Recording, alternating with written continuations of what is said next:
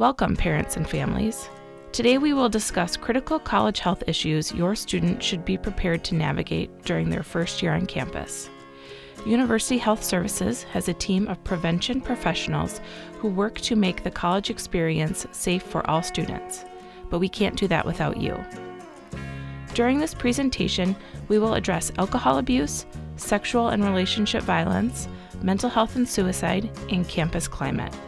These aren't always easy topics to discuss with your student, and no one wants to imagine their student experiencing them. We know that some of your students have already struggled with these issues, and others may face them in the future. By sharing tips and strategies, we're asking you to be partners in prevention to help your student navigate some of the difficult issues they may encounter in their first year. We will also share firsthand accounts from students about having meaningful conversations with their parents and families. Let's get started. We care deeply about the issues of alcohol use, sexual violence, and mental health, and we believe that parents and family members play a critical role in reinforcing expectations and healthy community standards. We have developed a guide to having conversations about these topics with your student before they come to campus and throughout their first semester. It's available to view or download on this website. All of the information in this presentation is also included in the parent guide. It's no secret that UW-Madison has a reputation for high-risk drinking among students. However, research suggests that parents and families who talk to their students about the risk of alcohol use before starting college can lead to lower alcohol consumption during the first year and can lower the risk of students experiencing serious alcohol-related consequences. Ongoing conversations can help students make healthy, informed decisions. While many students choose not to drink, 75% of our incoming students have had experiences with alcohol before college. We know that a high-risk alcohol culture can be alienating to students who don't drink, or those who drink at low risk, and it can also be associated with other negative outcomes. As a campus community, we are trying to change that. We are committed to reducing high-risk drinking and minimizing the negative effects it has on our campus community. We want to make UW-Madison welcoming to everyone, improve the climate for mental health, and reduce sexual assault. But to do so, we need to reduce high-risk drinking. High-risk drinking affects student retention, engagement, academic success, safety, and well-being. We also know that many students do not participate in the culture of high-risk drinking. We're excited to announce that UW-Madison is starting a program for students in recovery from substance use disorders. Badger Recovery provides resources, support, and a sense of community for students in recovery. If your student is in recovery, thinking about recovery, or wants to be an ally, we invite them to be a part of Badger Recovery. Sexual assault, sexual harassment, stalking, and dating violence are realities that affect all college students, including UW-Madison students. According to a survey of UW-Madison students, 26% of undergraduate females, 7% of undergraduate males, and 28% of trans or non-binary students have experienced sexual assault since coming to campus, which can include unwanted sexual touching and rape. A majority of assaults involve the use of alcohol. At UW-Madison, we work to create a safe and healthy environment for all students through prevention efforts, services that support survivors, and policies and actions that seek to hold people who commit harm accountable.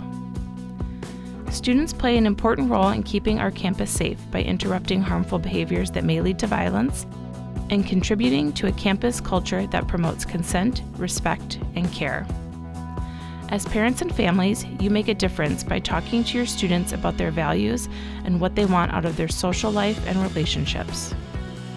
Ask simple, open-ended questions and listen without judgment. Try statements such as, "No one has the right to cross your boundaries or push you further than you want. This is something you can always talk to me about." Or ask a question like, "What would you do if you thought a friend was trying to take advantage of someone at a party?" Look for opportunities to weave the topics of sex, dating, and communication into everyday interactions, or ask your student what they think about a TV show, a news story, or a social media post. If your student has experienced sexual or relationship violence, Your support, words, and actions make all the difference. Being empathetic and listening without judgment may be the most important thing you do.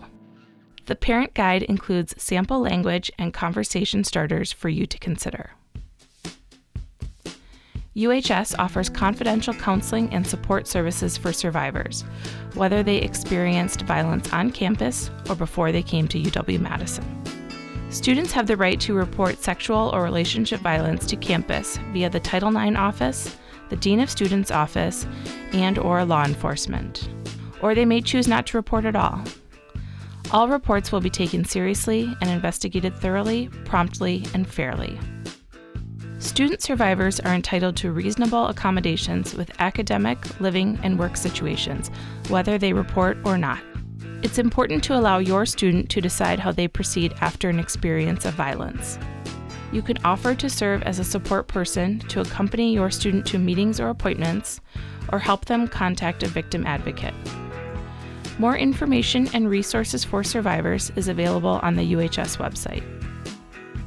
Mental health issues continue to be a growing concern for college students and can impact their academic and social experience.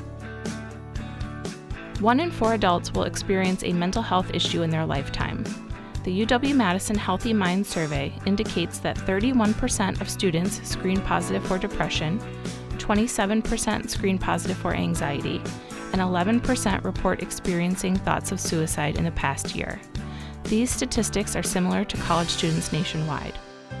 UHS is committed to reducing stigma, supporting a healthy campus community, and preparing students to support one another.